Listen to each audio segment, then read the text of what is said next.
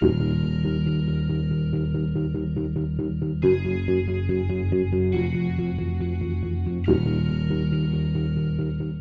far as the Clerks world, I mean, was there relationships made after that? Or does some of you like fall on the Bayside? Some of the guys you talk to, some of you don't, or are you one good unit? Well, it's funny because there's a lot of mythology behind that.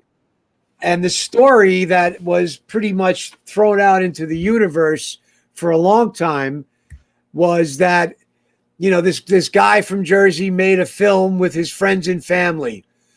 And that's not really true.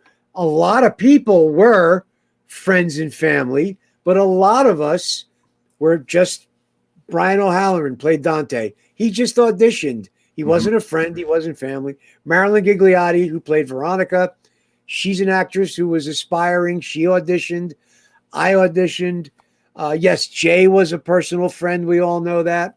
Jeff Anderson was part of that crowd. So, yeah, he was a personal friend. But a lot of the cast, we were actors who were hungry and looking for a break. So we weren't friends and family at the time. And I got to know Kevin pretty well that first year or two. But we splintered apart as far as a friendship for several years. I'm way up north and I'm doing my thing. And a lot of that was me personally, too. I kind of wafted off into, I had mentioned to you earlier, I had a good 15, 20-year run where alcohol and drugs were way more important to me than films or music anyway. But I kept trying to keep my career going. But I was pretty out there with the substance abuse. But it's the convention culture that really re-established us all together, and the fans, thanks to the people who love what Kevin does. Because of that demand and because of the Comic-Con culture, I became very close friends with Brian and Marilyn and a number of folks from the original cast. Vulgar, by the time we shot Vulgar, I really hadn't seen those guys in a handful of years. It was like 4 or 5 years between the time we shot Clerks and then between the time Vulgar was shot. But again, at that point, I still wasn't close with anybody there. It was more a professional relationship.